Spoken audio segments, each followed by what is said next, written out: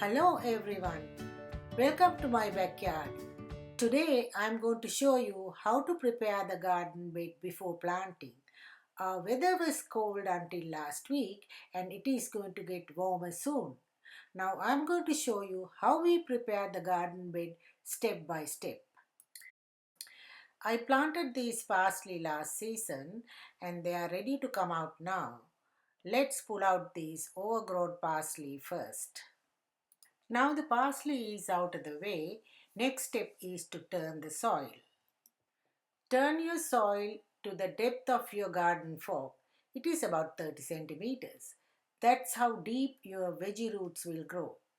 Clean up the old roots and any rocks you find along the way. When you turn the soil like this, you will have a soil bed that is loose with better drainage and well suited for your vegetable plants. Now these are the nutrients I am going to mix into the soil. I'll explain one by one. This is mushroom compost I bought from a nearby mushroom factory. I'm going to put this into the wheelbarrow and break them loose. The other option is you can buy mushroom compost from any garden store. They are already prepared and ready to use. But if you buy from a mushroom factory, it is cheaper. As you can see, it is very easy to make them loose. There are some hard pieces.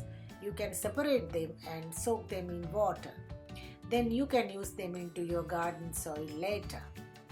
Mushroom compost consists of organic matter such as straw and other nutrients.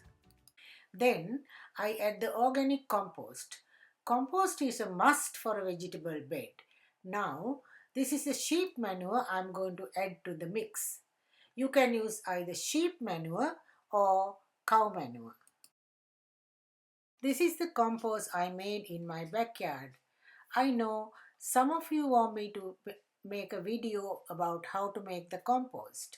I'm in the process of making a batch of compost from the beginning. Once it is complete, I will upload that video.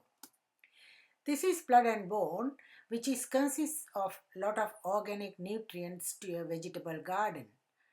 You can sprinkle about a couple of handfuls to the soil. Now, the next step is to water the garden bed. Before you do that, please make some holes in the soil using the garden fork. The reason is to let the water penetrate deeper. Now, you leave the garden bed for about a week or two for the soil to settle down. After that, your garden bed is ready for your new plants to go in. That's all for today. If you have any questions, suggestions or comments, please leave them below. And if you like my video, please give me a thumbs up, subscribe and don't forget to press the bell button too. Bye for now.